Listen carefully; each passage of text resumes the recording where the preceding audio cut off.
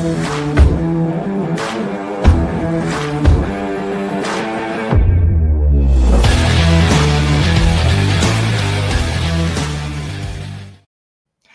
media platforms duck responsibility as the viral spread of Kirk's killings brings Section 230 into sharp relief. And Frances Haugen warns that hate still sells best. Surgeon General nominee KC Means pledges divestment, but her wellness endorsements and seed oil crusade raise doubts. Erika McEntarfer, former BLS commissioner, returns with a speech warning about the dangers of politicizing economic data.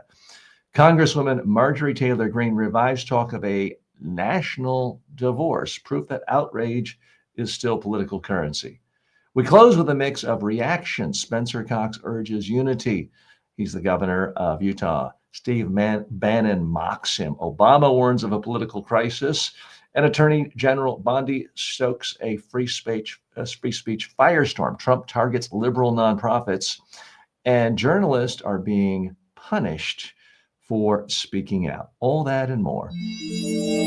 Welcome to Filtered with TJ Walker. Hi, and welcome. Thanks so much for joining me today. We've got a big show in store for you. This is Filtered with TJ Walker. If you're new to the show, whether you're joining us on YouTube, LinkedIn, Facebook, Twitch, or our good friends on TikTok, thank you so much for joining us. Each day, we look at the top business stories, technology stories, and culture stories, and then filter them through the lens of communication skills and personal development skills, all with the goal of improving you. My promise to you is if you spend a little time with us right here on Filtered each day, you'll learn more about the world, but you'll also learn more about yourself, how you can be more successful in your professional life as well as your personal life. Okay, let's dive right in. Social media and Section 230 under fire. The killing of Charlie Kirk was horrific on its own, but what made it worse, what turned it into a cultural earthquake, was how quickly the videos spread online. Platforms acted like passive pipes, shrugging their shoulders as people replayed it endlessly. This is the double-edged sword of 230. It shields platforms from liability for what users post, but it also allows them to profit off of virality without taking responsibility for the harms. Frances Haugen, the Facebook whistleblower, reminded us this week that the business model is still the same. Outrage and anger are the easiest ways to grow, easiest way to spread a message. As a communicator, here's the lesson. If your product rewards rage, don't be surprised if rage dominates. And when tragedy becomes content, the line between news and spectacle can disappear. Okay, what's the real message here? All the big tech companies, Facebook, all the rest, are all of a sudden, nothing to see here, folks. We're not talking about this Charlie Kirk thing. We have no responsibility. Wrong. All of these social media companies have algorithms designed to spread hate, to push hate, to spread bloody gore, and to get people angrier and angrier and angrier. It's time to rewrite Section 230 and tell these social media companies, you cannot keep rewarding rage and hatred. You're tearing the world apart. Let's go a little bit deeper here. Now, when Section 230 was written, and this is a part of the law written way back in the 90s, it was because there was this cute little embryonic industry known as the internet. And nobody really knew what was going to happen from it, what it was going to turn into. But the idea was, here's something that might be big, might help people, might be an engine of growth. Let's do what we can to make it easier for these guys, it's mostly guys back then too, to get going. That was the idea. So I don't think it was necessarily a bad idea to start this. And the idea was somebody in a dorm room starting a Facebook where people are posting content is just not the same as the New York Times with its tradition of hundreds of years and editors and fact checkers committing an act of libel or defamation. They're not the same thing. The idea back then was these social media companies are really more like the phone company. No one would suggest if you pick up the phone and call your brother and share a really stupid, crazy idea that AT&T is at fault or any other big phone company, Sprint, what have you.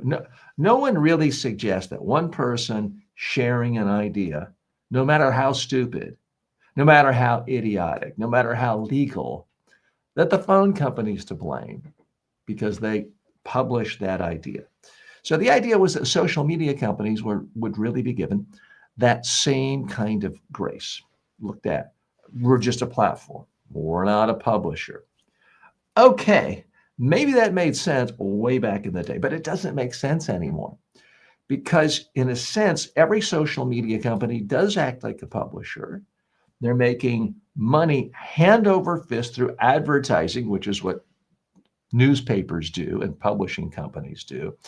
They're making editorial decisions about what to promote. Now, I don't mean that there's some human editor looking at every single story posted on Facebook. I'm not suggesting that.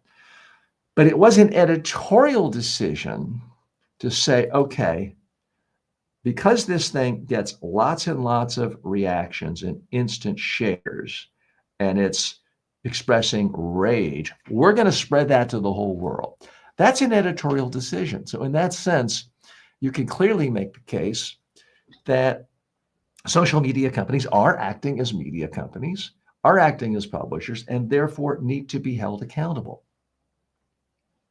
My own daughter, who's not even 13 yet, saw the footage of Charlie Kirk and what happened there. I certainly wasn't asked by anybody, do I want this? It was just so, and I don't let my daughter have social media on her phone or even the internet on her phone, but it was so pervasive. It's everywhere. It's shared everywhere. There was no way of any kind of a shield. And this is corroding our society. So I do believe it's time for us to ratchet things back. Oh, TJ, you're against free speech. No, I'm not. It's not about free speech. It's about putting some brakes on things and not automatically lighting a match and having it blow up the world. There's absolutely nothing required by a social media company saying you have to reward the most hateful, obnoxious, nasty comments that people post. But that is what happens. Let's not kid ourselves. That is what happens. There are simple things, and this whistleblower, Frances Hogan, is pointed out time after time.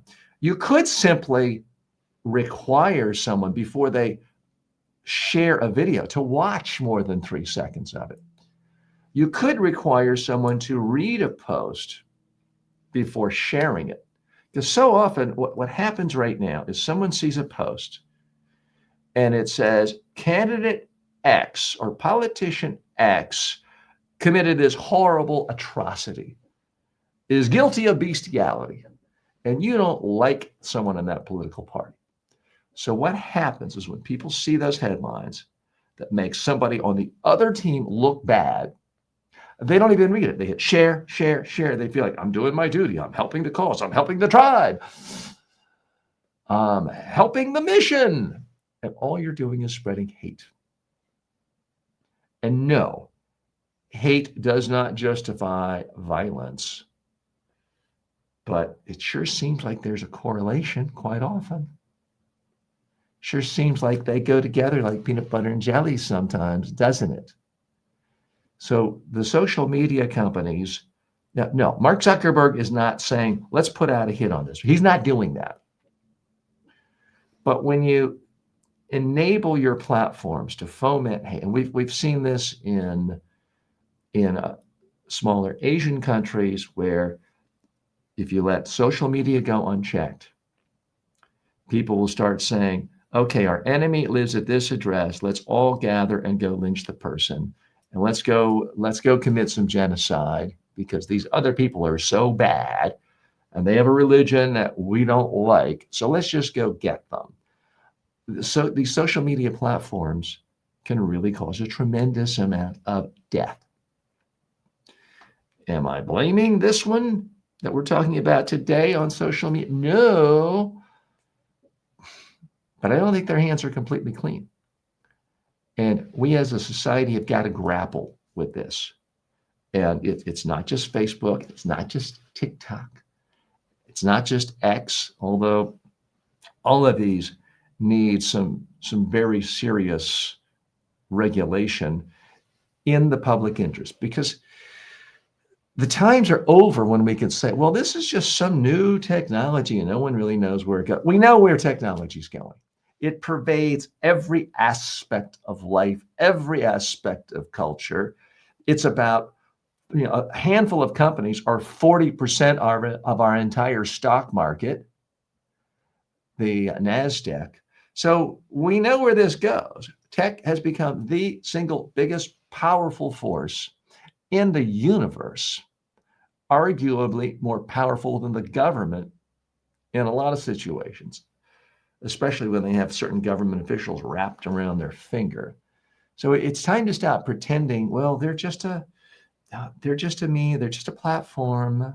They're just a modern AT&T, one of many. No, they are the single most powerful influence on shaping people's reality and twisting people's sense of reality and twisting their reality to the point where they do horrible, horrible things. More in a moment. Filtered is brought to you by the following. Want to advertise here? You better be legit. No crypto, no junk food, no supplements. Go to tjwalker.com/advertise. Want to become a better speaker, leader, or communicator? Start with the TJ Walker Success Library. It's 5 of my most practical books, covering everything from public speaking to media interviews and persuasive messaging, all for only $9.95. I've trained presidents and Fortune 500 CEOs, and now you can get the same wisdom in a fast, affordable format. Go to tjwalker.com/books and download your copies instantly. Thanks for listening. If you like today's episode, you'll love my online courses at MediaTrainingWorldwide.com. Check them out now and level up your skills. Welcome back to Filtered with TJ Walker. Thanks so much for spending some time with me today. Let's dive right into the next issue. Casey Means faces scrutiny. Casey Means, President Trump's nominee for Surgeon General, is making promises. She'll divest from her wellness startup and cut ties with past business ventures. But critics say the problem runs deeper. For years, she promoted supplements with flimsy science, railed against seed oils as though they were poison, and pushed wellness trends with more marketing than evidence. It plays well on podcasts and Instagram, but in a Senate hearing, it could land differently. The big question is whether someone who built a brand on exaggerating health dangers can suddenly be trusted as the nation's doctor. Communication credibility once spent is hard to earn back. Okay, what's the real message here? I'm glad Casey Means is divesting from her numerous dubious healthcare scam investments. But it does raise questions. Why in the world do we want, as the Surgeon General, someone who's lent her name, lent her credibility, lent her media properties to supplements with no discernible evidence that they help people, to scare tactics like this seed oil boogeyman when there's no evidence seed oil's doing any damage at all? Let's dig a little deeper here. Now, I read Casey Means' book, and it is an interesting book. Most of what she says, I must stress most, is not particularly controversial and is sound advice. She makes the point that Americans in particular, but a lot of people around the world, eat vastly too much highly processed food. And the whole food industry is designed to make money by selling you stuff with lots of processed sugar, lots of processed carbohydrates, lots of salt that tastes really good, but ends up killing you or drastically reducing your lifespan and increasing the odds that you're overweight and obese and diabetic, if not all three. So a lot of what she says does make sense. But when you look at the various supplements she has promoted where there's no scientific evidence, when you look at some of the folks she has gotten into business with,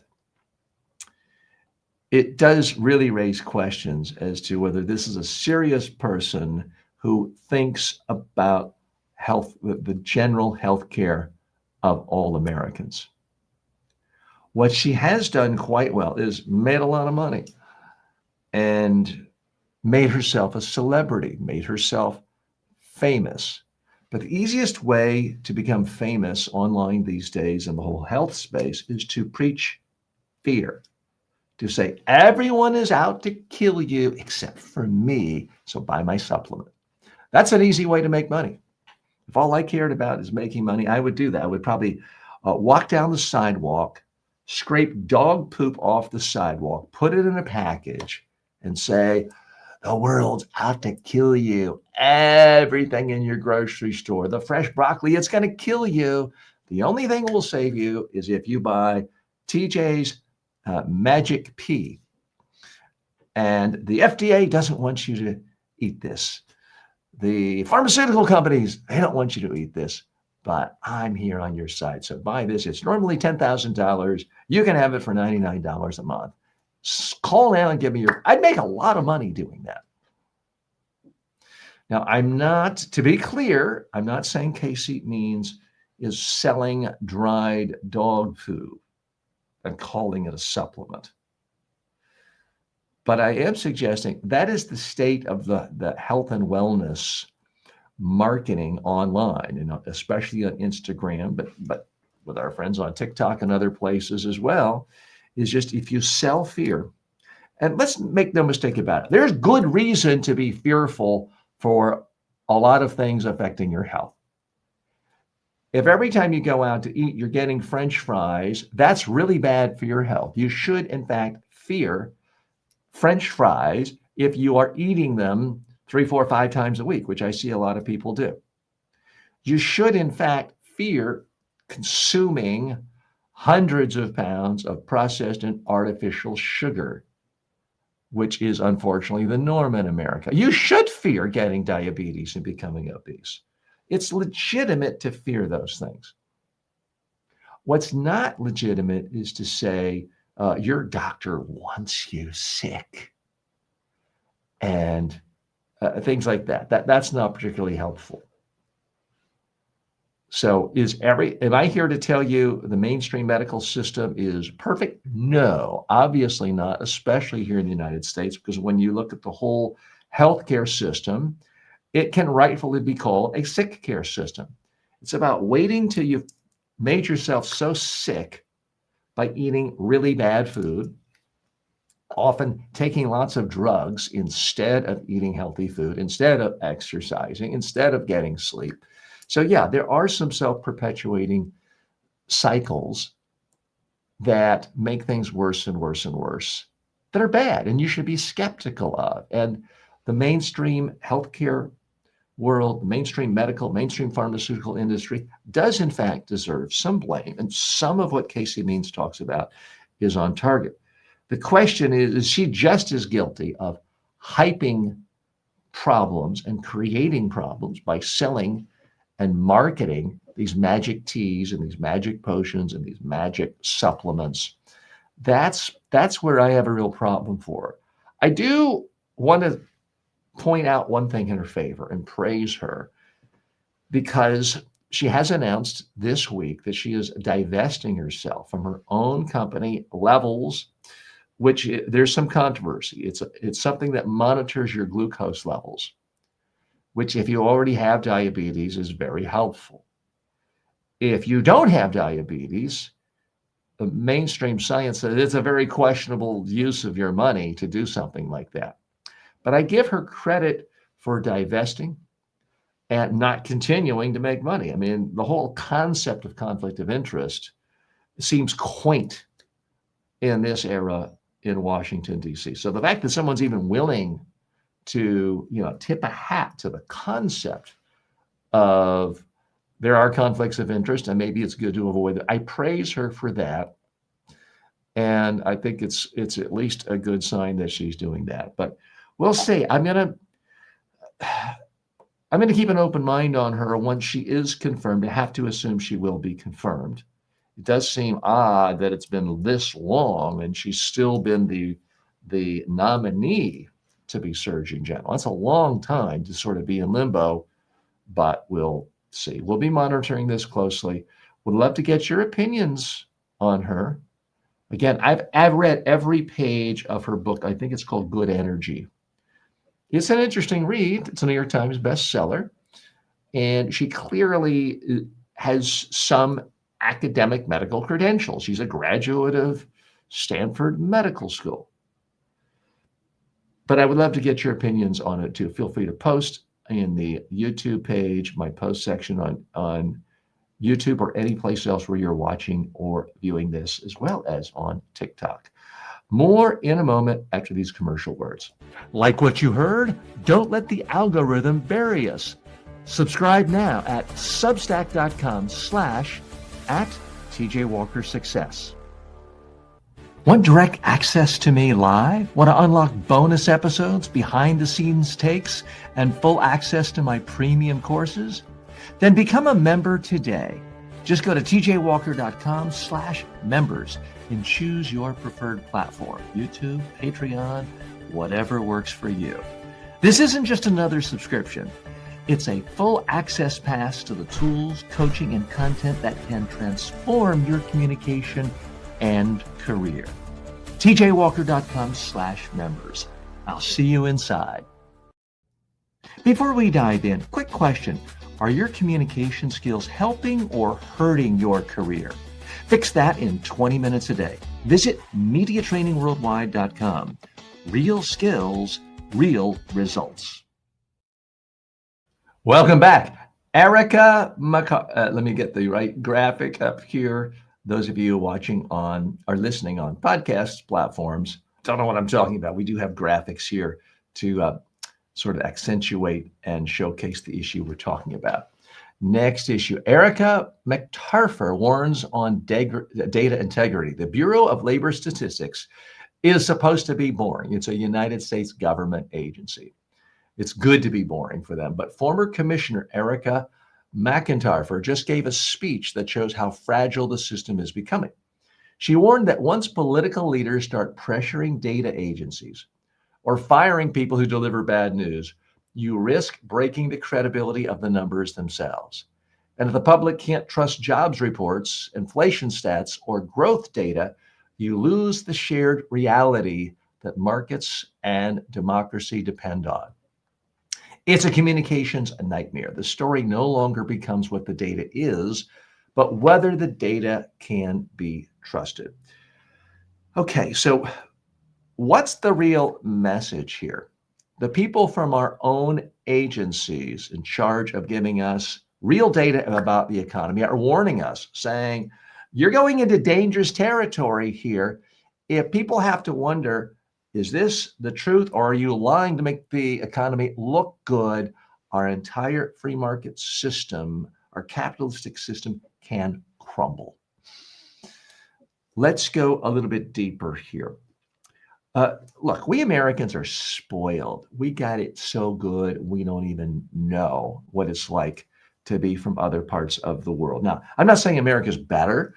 There are a lot of places in the world I've been, especially in Western Europe, but parts of Asia where I think, wow, I can live here. This is a great society. I'm not saying America's better. What I am saying is we have it easier than a lot of people around the world. If we invest in our stock market, in the NASDAQ of American-based companies, our investment is rewarded. We are given essentially a 100% higher valuation for our companies when you look at the earnings they produce and what the valuation ends up being. We get about twice as much, sometimes 3 times as much as what publicly traded companies do in Europe, Asia, South America. Why is that? Well, in part, it's because the entire world trusted the United States. They trusted our Bureau of Labor Statistics to tell us what's actually going on. So if you see things are headed into a recession, you could sell stock if you need to. You had some sense that reality is happening here. And unfortunately, this trust is being eroded. We are seeing by a dear leader, the Great Orange One in DC, him saying, any fact, any data point that makes me look bad, that doesn't make it look like this is the greatest economy in the history of the world, has to be fake news. So I want to fire anyone who says that. You know, you can get away with that in the short term. Maybe you can even get away with that in the medium term. But if you want to look at the long term, then I urge you, look at Turkey, because they did this. They had 80% inflation. Look at what happened in places like Argentina and during the Perón regime. Look at what happened to certain countries in Europe in the 1930s and 40s that tried to control everything. Didn't end up well. And obviously there's other factors in this, but when you look at what happened to the typical investor in German companies by 1945, they lost 100% of their investments. So you got to be very careful about that. And it doesn't have to go to that extreme. Turkey, everyone I ever talk to who goes to Istanbul say, hey, great country, I'd love to come here, great, fantastic place. Not if you own stock there. Not if you're trying to run a business there. Because when the government, when the leader, when the dictator of a country controls all the shots, controls all the information about what's actually happening in an economy, nobody really knows. You start to lose trust. You start to look for other places to put your money. Why in the world would the United States willingly give up its credibility? It's one of the things that really made us stand out from a lot of other countries, a lot of other democracies, a lot of other economic systems. And it's why we were rewarded. It's why our stocks are so much higher, why we make so much more money when we do invest in the stock market, because of this credibility. And as this former commissioner who was unceremoniously fired is warning us, I'm glad to see her out. I can only imagine the sort of hostility she's facing and harassment she's facing for doing this, not to mention direct threats to her person. So I wish her nothing but the best, as well as I wish everyone in public life a long, healthy life without receiving any physical threats. But it is unfortunately a reality in the modern world we live in, especially, not only, especially anyone who criticizes dear leader is typically completely inundated with threats to their own personal safety. So we are wishing her well, and we're going to keep our tabs on that. Let's switch gears a minute, and we're going to go to the next big issue. I'm a little reluctant to even bring up this next issue. I feel a little bit embarrassed about doing it because I'm essentially playing into the hands of a demagogue.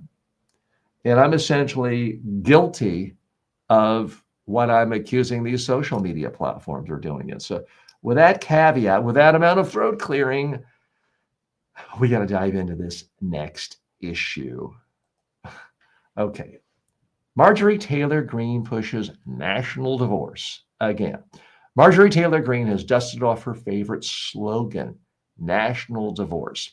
This week, she declared the U.S. isn't safe, and the left and the right have nothing left to talk about.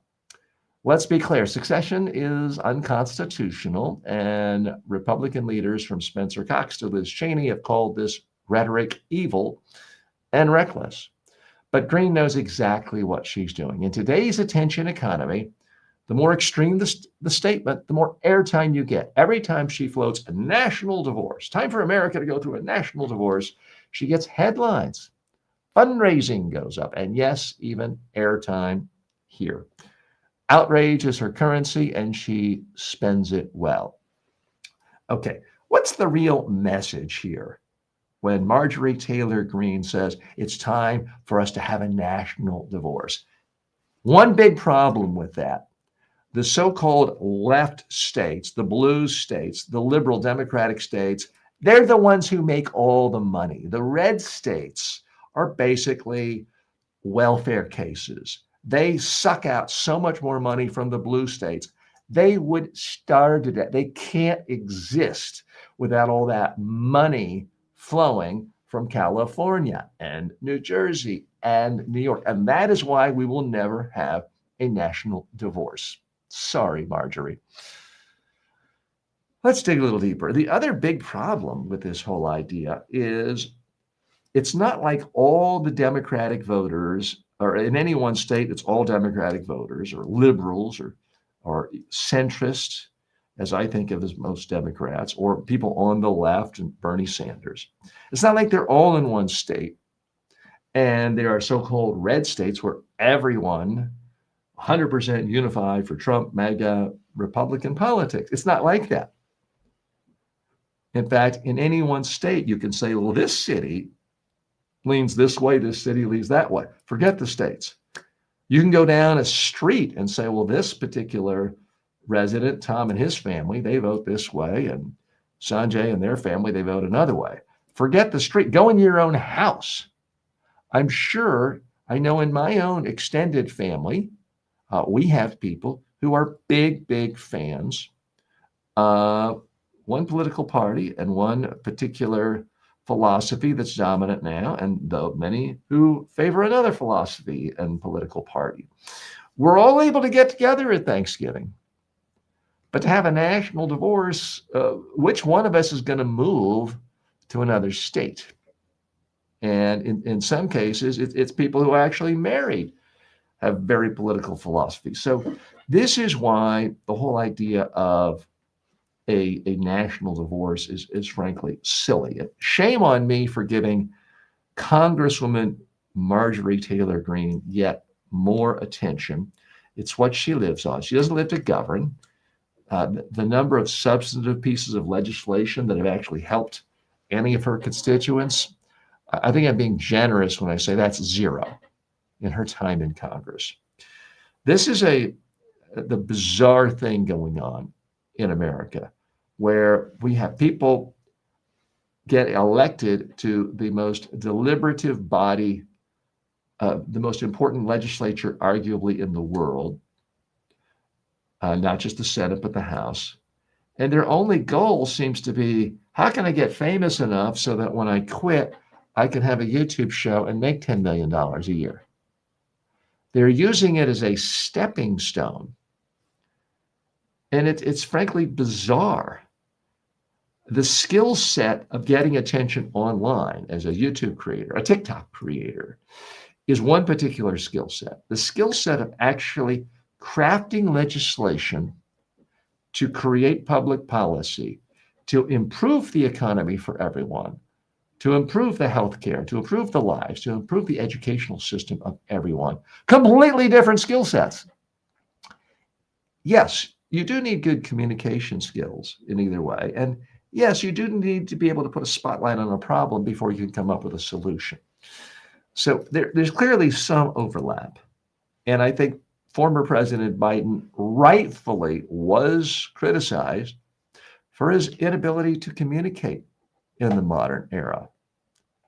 But at some point we go too far when increasingly we are seeing members of Congress say things that they know will never, ever, ever in a million years have any chance of happening. They're saying that simply to elicit hatred, fear, anger, resentment, and grievance. They're doing it because it makes them more well-known. It gets more clicks, it gets more likes, it gets more views, it gets them invited onto their favorite political news channel or numerous ones, and it helps their fundraising because they can position themselves. I'm a national leader fighting for these national causes. That's the easiest way to raise money, is to spend all of your time demonizing the other party and a political philosophy, whether or not that political philosophy has any followers or adherents in another party, makes no difference. I mean, I constantly hear people talk about every centrist Democrat as if they were a part of the radical left. I mean, where is this radical left? There is a radical left in Europe. And I do realize most Americans don't spend a lot of time in Europe, but I've spent a lot of time. There is a radical left there. There are actual participants in democracies and parties where people say, let us have the government take control of all the means of production. Let's eliminate private enterprise. I'm not in favor of that philosophy. But that is what the radical left wants. I've never seen anyone in America advocate that other than a couple of kooks who have no followers whatsoever.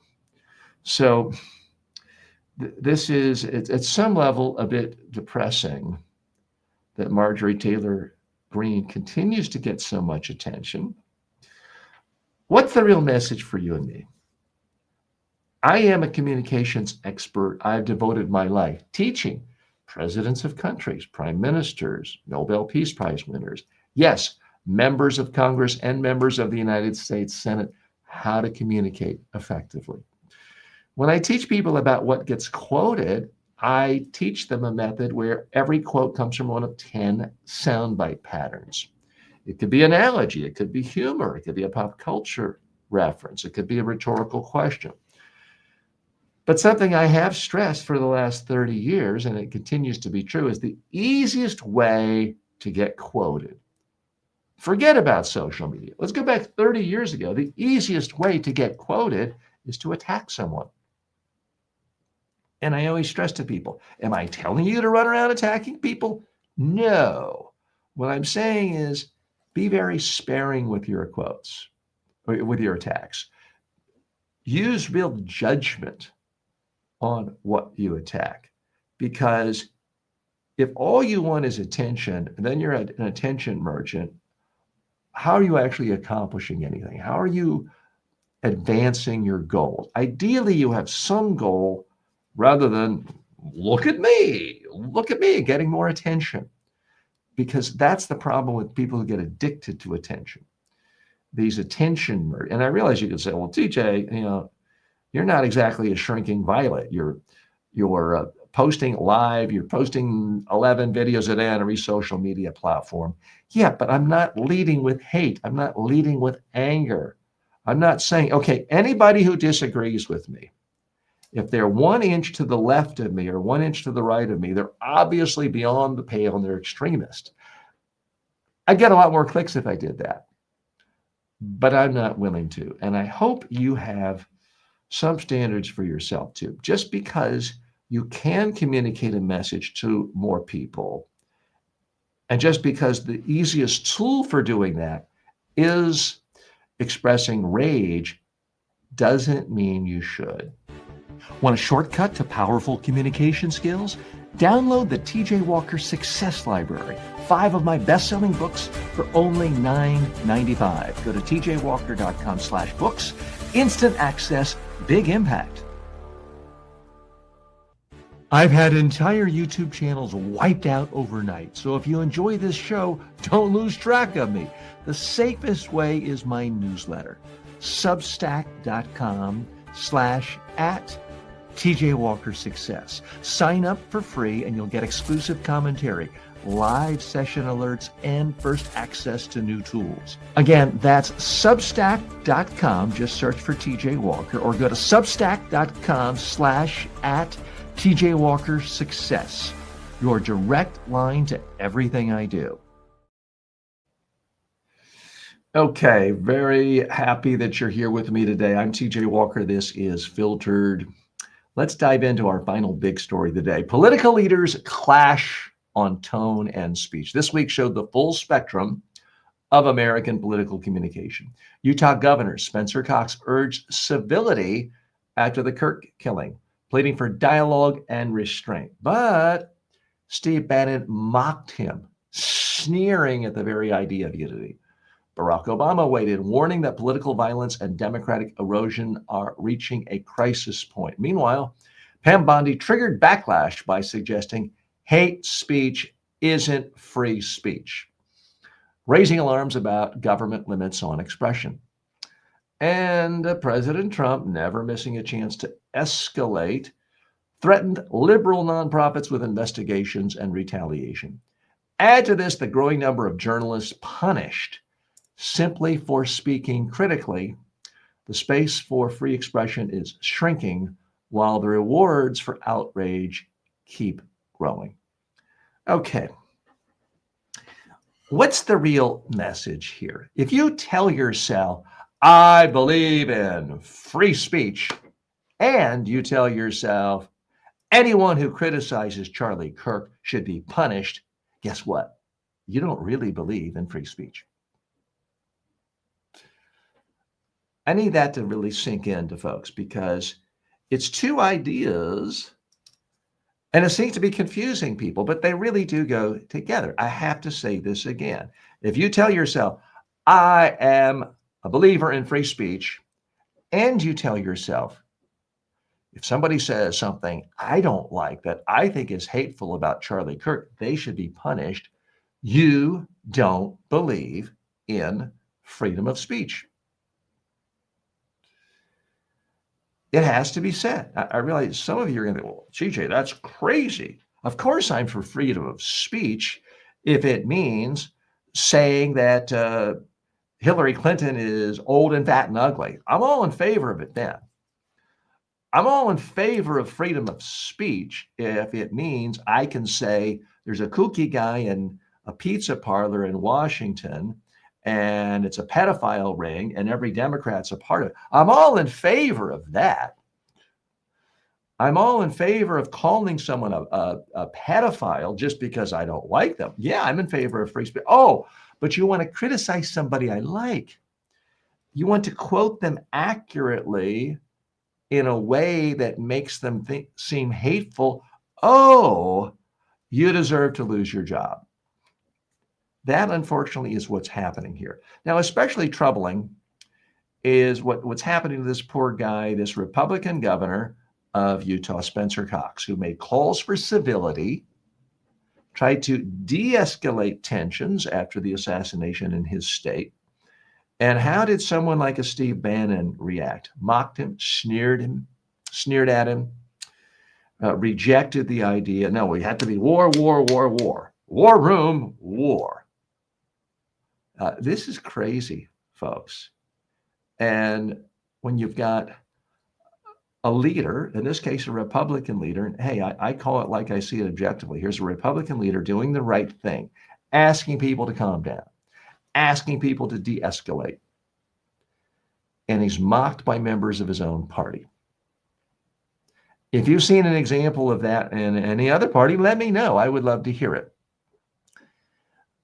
But we have these people now. I'm happy to see Governor Cox using the phrase, the well-known Professor G, Scott Galloway, on his podcast regularly use it, conflict merchants, people who like to make money out of promoting conflict. And Steve Bannon, I mean, he's gone to prison for doing that. He's always looking for another way of making money, creating a war. That's the name of his show, War Room. And they want to find ways of dividing Americans, of dividing people, of saying, okay, here's an issue where we disagree a little. Now we have to go to war, have a civil war, as Marjorie Taylor Greene talks about. And we see rhetoric from no lesser a personage than the President of the United States referring to people as vermin, as we saw a Fox News commentator this week talk about people he didn't like, just kill them. We've seen that from Fox News hosts. So we've also seen, which is quite troubling, is a Washington Post columnist was fired this week.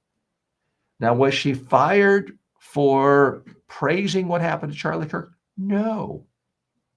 She condemned those actions. What she was guilty of was quoting accurately certain things Charlie Kirk had said in the past. For that, she was fired. So, my friends, we hear all the time about cancel culture, how it's allegedly this evil perpetuated by the left. I'm here to tell you, cancel culture is thriving better than ever. And it's at this particular moment in our history, things change throughout different periods of time. It is an entirely a right-wing phenomenon. It's right-wing wokeism. We've now reached a point where if someone has any negative opinion about Charlie Kirk, if they want to talk about the things he said about Black people and Black airline pilots or Martin Luther King, if they simply want to quote him accurately, they can see their job gone. They can be canceled. They can be fired. So we're not even talking about making a distasteful joke. We're talking about serious people who, first of all, condemn, as I have, I condemn all assassinations, including this one. So people start off condemning the violence, condemning the assassination, and then saying, before we give this person a Presidential Medal of Honor, before we canonize this person, before we say this person is the second coming of Martin Luther King Jr. and should be put up on the grand pedestal of civic leaders, maybe we should actually look at some of the quotes he said that were by any stretch, by any interpretation, wildly hateful and demagogic and divisive. And those people are being shut down. Those people are being canceled. Those people are being fired. Those people are being attacked viciously because it suits the needs of a particular political party in power and their ideological agenda. So this, my friends, is extraordinarily dangerous. And this is what authoritarians do, is to say, okay, freedom of speech is great as long as you say I'm great, as long as you attack the people I want to attack. But if you say anything negative about me or people I like, people seen as my allies, well, now you're guilty of thought crime. Now you're guilty of other crimes. We're coming after you. We're going to get you fired. And I just want to, again, step back and let people realize, to date, I have never seen a single shred of evidence that a single prominent Democratic elected official, any Democratic elected member of Congress, any prominent media figure who is a centrist, a liberal, a progressive, any non-MAGA media figure rejoice or laugh at this political assassination. That would be obnoxious, but you know what? If you believe in free speech, you have to believe in obnoxious free speech. But I haven't seen that. Can you pinpoint some crank who has 3 followers on TikTok that no one's ever heard of from his basement saying, yes, I'm really glad this atrocity? Yeah, I'm sure you can find it. Just as you could when the Democratic member of the state legislature in Minnesota was brutally murdered by a right-wing extremist earlier this year. You could find certain Republicans and MAGA members with 3 followers saying, oh, this is a wonderful thing. But in general, you didn't see prominent conservatives in the media or members of Congress praising that assassination of a Republican, of a Democratic leader. And you didn't see Democrats and liberals and progressives just saying, well, all Republicans are, and all MAGA members are celebrating what happened to this Minnesota member of you didn't see that. You didn't see them creating straw men to wage an ideological war. And that is, unfortunately, exactly what we see going on here. And it's a tragedy to see people exploiting this murder, this assassination, to score political points and to make more money selling merch. And that is, unfortunately, exactly what's going on here. Filtered is brought to you by the following. You don't need a new degree. You don't need another expensive coach. You need the right communication habits, and I'll teach them to you in just a few minutes a day. At MediaTrainingWorldwide.com, I've created the most comprehensive library of online communication and personal development courses anywhere. You'll learn public speaking, media training, persuasion, executive presence, and more. These are the same methods I've taught to world leaders, but now they're affordable and accessible to everyone. You can start for free and upgrade anytime. Go now to MediaTrainingWorldwide.com. Confidence isn't a personality trait, it's a skill, and it's trainable. We're back for the grab bag section of the show. Jerry of Ben & Jerry's Ice Cream resigns. Jerry Greenfield stepped down, saying Unilever, the parent company that bought it, has silenced the activism that once defined the ice cream brand. After 47 years, he says the company's independence and values are gone. So Jerry Greenfield has resigned. And a few more facts on this. He and his partner, Ben, sold the company in 2000 to the giant conglomerate Unilever. So a couple of thoughts on this. First of all, what's the real message here? Jerry of Ben & Jerry's, you have had a remarkable career and you deserve to be celebrated for your ability to be a huge success in capitalism and a huge success in promoting a better world for everyone. So thank you for your service. Let's go a little bit deeper here. Okay, full disclosure, Unilever is someone I did a training for, 20 years ago. If you want to say that's a conflict of interest, they hired me for one day. But I also eat I've eaten a lot of ice cream from Ben & Jerry's, so you could say I'm conflicted there too. I think that I am sympathy for both, because Jerry Greenfield is a very committed, he's a true progressive. He is definitely to the left of what the typical Democratic elected official in the United States is. Whether he's a part of the far left, I don't know about that, but he's definitely on the more liberal left side of the political spectrum. He apparently is upset about the fact that they're trying to say, stop talking about Gaza.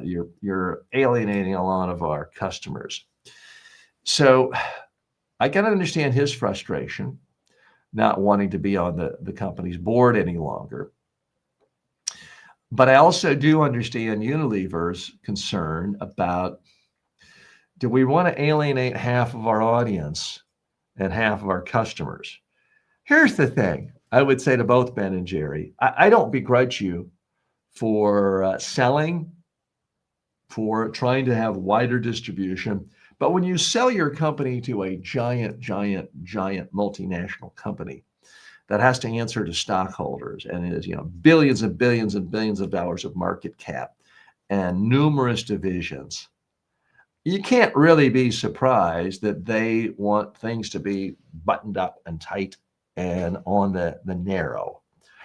I don't think that should be a big surprise to anyone. If you really want complete independence to say whatever you want, do whatever you want, join me right here on YouTube, Jerry. The water's warm, come on in. If you want true independence, maybe don't sell your company to a big multinational. Now, you could say, well, TJ, easy for you to say, just fighting for shelf space for things like ice cream is impossible if you don't have that muscle of a big Unilever. That may be the case. There's no doubt about it. But when you sell to big multinational companies, you do lose some control. I think overall, Jerry's got to look at his career and say, wow, I really did a lot. I accomplished a lot. And he should be very proud of his actions. And if he wants to be a full-time activist and speak out on international affairs, go ahead and do it. It doesn't have to be tied. I don't have to be thinking about, do I agree with this person's position on Gaza before I like this ice cream? Maybe you let people buy the ice cream that they want to, and people have political opinions as they want to, and they don't always have to be in alignment. Okay, our last big item in the grab bag, Robert Redford passed away. Now, some of you who are 30 years or younger, like, who? What? He was a big, big deal in Hollywood in the 60s and the 70s and the 80s.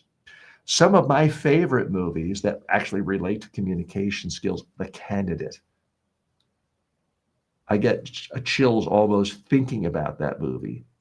In so many ways, it seemed to predict what happened in America. I believe it came out in 1972. I would urge you, check out the movie The Candidate. He was this young lawyer running for the Senate in, I believe, early 70s, fictitious movie, and didn't really stand for much. And it was all about how modern media and TV commercials define things that at some level look quaint now. And the incumbent Senator Crocker Jarman was your typical sort of entrenched, longtime incumbent who was out of touch. And the Robert Redford candidate won. He wins. He's told he's won, and then he turns to his campaign advisor. Now what? He didn't really have any political ideals. I mean, these days you could say that's quaint. Wouldn't it be nice to have people get elected to the Senate and not have some extremist ideology where they know they want to demonize opponents from the other side? Having someone a little bit malleable these days would seem like a good thing. But back then it was seen almost as shocking in that it seemed cynical. Now, he was the star of All the President's Men as well, which he actually bought the rights to that book. He thought it was so important. Robert Redford never took the easy way out. He had the most glamorous looks for a male superstar imaginable in the 70s, 60s, and 70s. He could have just taken the same role again and again and again. But instead, he really looked for challenging roles that had a real message. That what he did in All the President's Men, which is about the story of how Watergate was uncovered. And it was about Woodward and Bernstein, and he played the Woodward character and really made people understand the atrocities of this Nixon administration and the extent of the cover-up in a way that they didn't understand simply reading the news or watching television. That was a great movie. One of his movies that he lamented even at the end of his life, that he felt Hollywood did such a disservice to him, Downhill Racer. If you love skiing, it was not a hit at the time, but it's a powerful movie that he really was a huge champion of and made no money from. So to me, he's the perfect example of someone who used his fame to put a spotlight on bigger issues. He was really known for his love for the environment, his love of independent film. Now, he started the whole Sundance, or he didn't start, he took it over early in its existence, more than 40 years ago, the Sundance Film Festival, and made it something. Now, at the end, he kind of felt like, oh, there's too many influencers here and too many Paris Hiltons here. It's gotten crazy. But he did a lot to really promote the concept of independent film. There's so many wildly successful movie directors today who basically owe their careers to being discovered at Sundance, which would not have happened without Robert Redford. The other thing I give him credit for is early in his career, yeah, he was mostly in New York City if he's doing Broadway, in LA area and Malibu when he was making movies early in his career. But he moved to Utah. He realized, I can be more independent. I can think independently. I can think creatively. I don't have to be a part of this bubble, this incestuous bubble of Hollywood. I give him a lot of credit for that. And I would ask you, that leads us to the final segment of the show today, to really think about What are you doing to give yourself some isolation where you can think your own thoughts? It doesn't mean you have to go move to a rural place. And we can't all have the resources to buy a couple hundred acres to live as you want. But we can all actively think about, how do we spend some time each day isolated, not in a bad way, but in a way to reflect on our own ideas and not to be influenced by others. Now, when he moved out to Utah, there was no internet, but he was, in a sense, isolating himself from the groupthink of Hollywood, where how do we do the next sequel? How do we do the next sequel? Because he liked doing meaty, important, message-driven films that had something to say. So moving away is something he gave credit to. He could spend time outdoors, in nature, skiing, talking to real people, real neighbors who weren't a part of Hollywood. I give him a lot of credit for that. But my challenge to you is, what are you doing to give yourself some independence? I appreciate you watching me now, listening to me now, but I also want you to think about, how can you get away from me, frankly, and others who are bombarding your brain every second of the day with their ideas? Now, I've talked about it earlier this week. I'll talk about it regularly. All of us have got to have some time where we're only in our own head, where we can think, preferably with a scratch pad, and you're not being bombarded with other podcasts, with other influencers, with other thought pieces, with other op-ed pieces, with other headlines trying to scare you, trying to sell you vitamins, or trying to convince you to panic and somehow. We all need time alone to reflect